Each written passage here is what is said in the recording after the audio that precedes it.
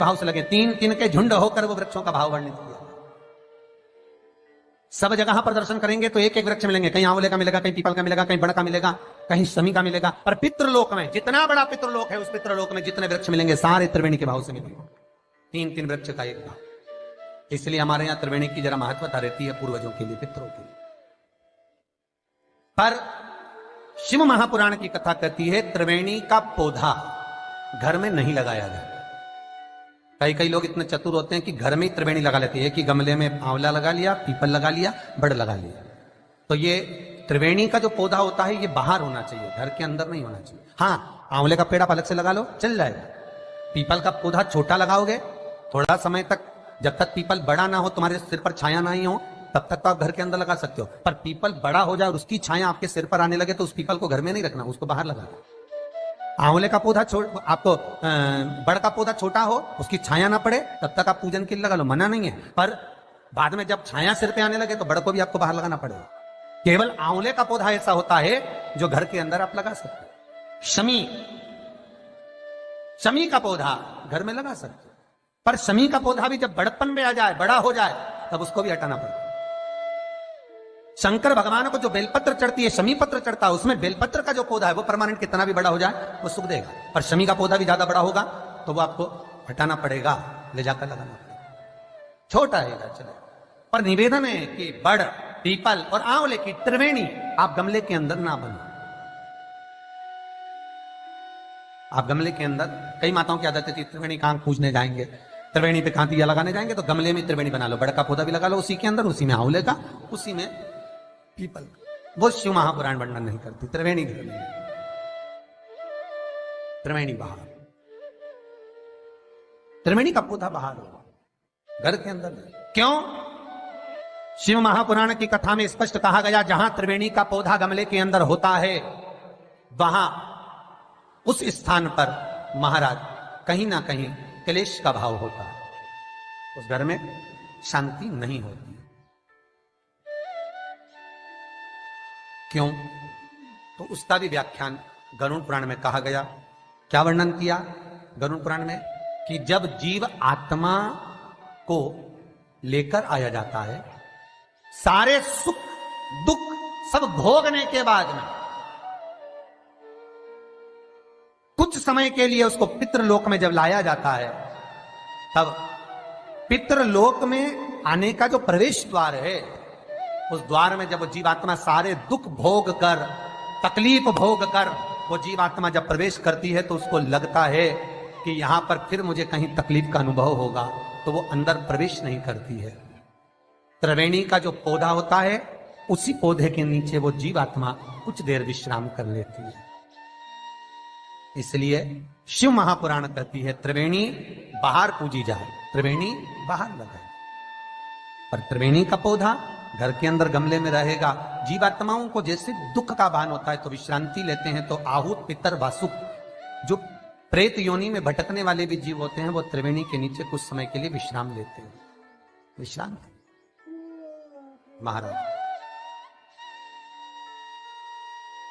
विश्राम। तो शिव महापुराण में और गणेश पुराण के अंदर एक बहुत सुंदर प्रसंग है। गणेश पुराण में जैसे दुर्गा का प्रसंग कहा गया है, कल उस प्रसंग को थोड़ा वर्णन करेंगे गणेश पुराण के, कि कौन सी दुर्गा किस चीज के लिए लाभदायक है। तो गणेश पुराण में शमी के जो पत्ते का वर्णन करा गया, तो उसमें स्पष्ट कहा गणेश पुराण में कि यदि एक लोटा पानी, एक कलश जल, उसमें चंदन घोलकर, अक्षत के 5 दाने और पीपल के 2 पत्ते उसमें डालकर शमी के पेड़ के ऊपर उस जल को समर्पित कर कर आप अपनी कामना बोलकर जिस कार्य के लिए जाते हैं, वो कार्य मात्र 3 दिन में सफल हो जाता है। मात्र 3 दिन लगते। गणेश पुराण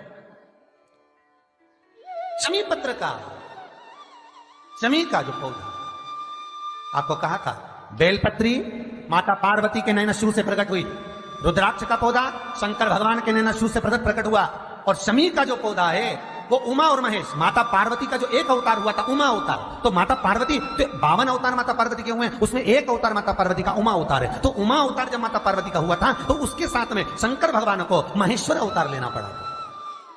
महेश्वर अवतार भगवान शंकर ने लिया। तो उमा और महेश्वर का जब मिलन हुआ था, उस मिलन के दृष्टिकोण से, उस मिलन की दृष्टि से शमी का पौधा उत्पन्न हुआ। शंकर भगवान की जो जलाधारी है बस उस जलाधारी का मुख उत्तर का होना चाहिए। घर में भी अगर शंकर भगवान का शिवलिंग रखते हैं अपन, तो शंकर जी की जो जलाधारी का मुख होता है वो उत्तर का होना चाहिए। उत्तर।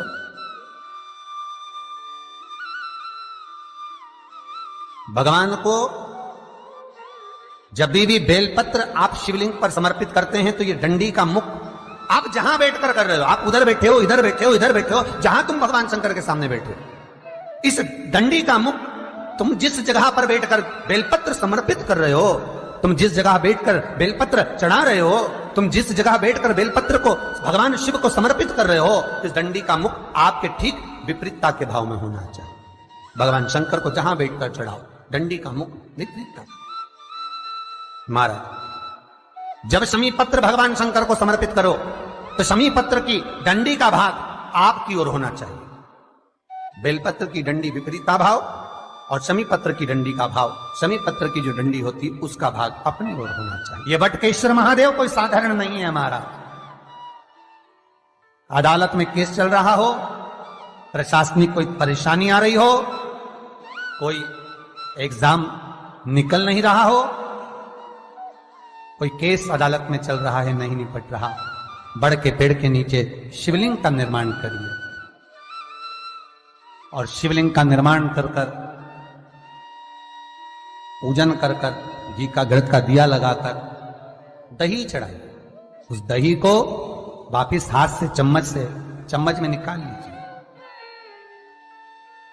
उस दही को रख लो, शिव जी की पूजन अर्चना कर कर भगवान भोलेनाथ के शिवलिंग का विसर्जन कर दिया। दही जो चम्मच में निकाला है उसको एक रुमाल में लगा लीजिए, चाहे स्वस्तिक बना लो, चाहे छापा लगा लो, बिंदी लगा लो। उस रुमाल को जिस एग्जाम में बैठ रहे हो उसमें जेब में रखकर ले जाइए। अदालत जा रहे हो तो उसको अपनी जेब में रखकर लेकर जाइए। महाराज, बटकेश्वर महादेव का पूजन, बटकेश्वर महादेव का स्मरण, बटकेश्वर महादेव की आराधना, बटकेश्वर महादेव का नाम जाप, बटकेश्वर महादेव की अर्चना फल दे दे। बटकेश्वर